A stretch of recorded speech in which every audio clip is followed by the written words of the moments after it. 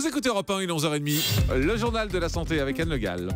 Avec mon micro ouvert, c'est mieux. Les titres de ce mercredi, une nouvelle étude confirme l'absence de lien entre vaccin et autisme. 8% des ados français sont en danger face au cannabis. Et puis, quand on conduit, ne pas boire assez d'eau, c'est dangereux, tout comme boire trop d'alcool.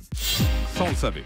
Une nouvelle étude tout d'abord qui confirme l'absence de lien entre vaccin et autisme. Cette étude est parue dans le JAMA, journal américain de référence. Elle porte sur 95 000 enfants et elle écarte tout lien entre le vaccin ROR, donc contre la rougeole, oreillon, rubéole et l'autisme, et ce, quel que soit l'âge de la vaccination ou le fait qu'un enfant est un frère ou une sœur lui-même atteint d'autisme. 8% des ados français sont en danger face au cannabis. Oui, les voyants sont au rouge. Cette consommation repart à la hausse après 11 ans de baisse. Parmi les jeunes de 17 ans, près d'1 sur 2 dit avoir déjà expérimenté le cannabis et près d'1 sur 10 en consomment régulièrement. Les filles sont de plus en plus nombreuses. Au total, 8% des jeunes de 17 ans sont aujourd'hui en danger face au cannabis. Écoutez la mise en garde de Paul qui est lui-même devenu addict à cette substance.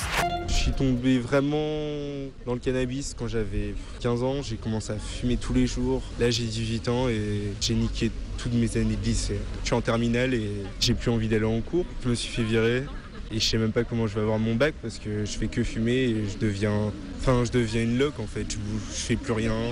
Tu te refermes sur toi-même, tu deviens flemmard, t'as rien envie de faire, tes potes ils te disent tu veux faire un truc et toi tu te dis non, je vais rester chez moi, je vais rien faire. T'as la flemme de sortir, tu veux plus rien faire.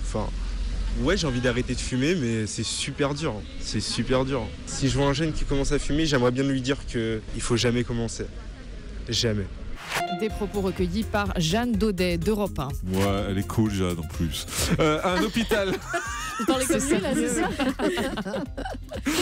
Un hôpital poursuivi pour complicité d'exercice illégal de la profession d'infirmier. Le centre hospitalier de Thann en Alsace est renvoyé devant le tribunal correctionnel. L'audience devrait se tenir d'ici la fin de l'année. Il y a quelques années, cet établissement avait placé auprès du chirurgien dans le bloc opératoire du personnel qui n'avait pas les diplômes nécessaires. Voici le détail avec Frédéric Michel. Une aide-soignante et un agent hospitalier ont ainsi pendant des années pratiqué des gestes réservés à des infirmiers. Des gestes loin d'être anodins dans un univers stérile. Mais pour l'avocat de l'hôpital, les deux agents étaient suffisamment formés et ne se cachaient pas pour travailler. Maître Didier Clamère. Alors, ce n'était pas une dissimulation en tant que telle, puisque c'était quelque chose de tout à fait officiel, connu non seulement sur l'hôpital de Thann, mais également dans l'ensemble du monde hospitalier. Il y a même une des personnes qui exerçait cette fonction depuis 20 ans. Mais sans le titre d'infirmier. Sans le titre d'infirmier. Et pour que les choses soient tout à fait claires, si vous rentriez dans le bloc opératoire, bien évidemment, ces personnels n'étaient pas en bleu de travail, ils étaient en tenue de bloc opératoire, stérile de la tête aux pieds. Et l'avocat de dénoncer un combat corporatiste.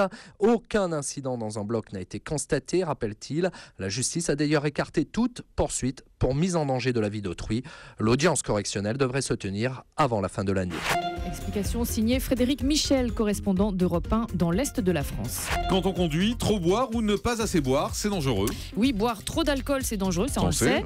Ok, mais ne pas boire assez d'eau, ça l'est aussi. Et selon une étude britannique publiée récemment, les automobilistes déshydratés sont plus nombreux à franchir les lignes blanches et à freiner à la dernière seconde que ceux qui ont bu suffisamment d'eau.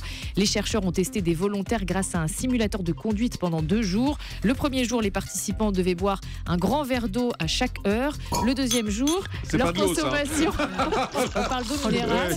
C'est Nicolas, notre réalisateur, qui est avec ça. On se laisse aller, là. Le deuxième jour, la consommation d'eau était limitée à 5 petites gorgées par heure. Et dans ce cas, les conducteurs déshydratés doublaient leur nombre d'erreurs de conduite. N'importe quoi, c'est ça. Bah non, ça c'est... Quand on dit de bien s'alimenter et bien s'hydrater, c'est entre autres pour ça. C'est qu'il faut que le fonctionnement cérébral et les réflexes soient alimentés. Il faut que le cerveau soit alimenté, hydraté, Julie. Autre chose, Julie Non, ça ira.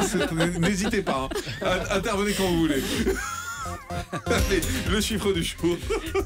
C'est 25 plus 25% par an. C'est la croissance du marché de l'assurance maladie pour chiens et chats en France. De plus en plus de propriétaires préfèrent verser une prime d'une vingtaine d'euros par mois pour être couverts par cette assurance en cas de pépin de santé grave de leur animal domestique. La France emboîte ainsi le pas à la Grande-Bretagne où plusieurs millions d'animaux ont déjà une sécurité sociale. Chez les Britanniques, l'assurance santé pour chiens ou chats, c'est le 3e marché d'assurance après l'auto et l'habitation. Merci Anne Le Gall.